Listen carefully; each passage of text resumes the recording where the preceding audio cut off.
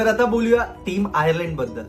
2024चा T20 miss केल्यानंतर stylish पद्धतीने qualify करून त्यांचा आत्मविश्वास डेफिनेटली वाढला आहे.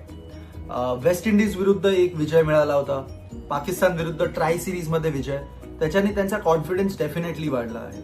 आणि कॅप्टन गेबी लुईसच्या नेतृत्वाखाली ही यंग टीम नक्कीच कॉन्फिडंट येणार आहे या वर्ल्ड कपमध्ये.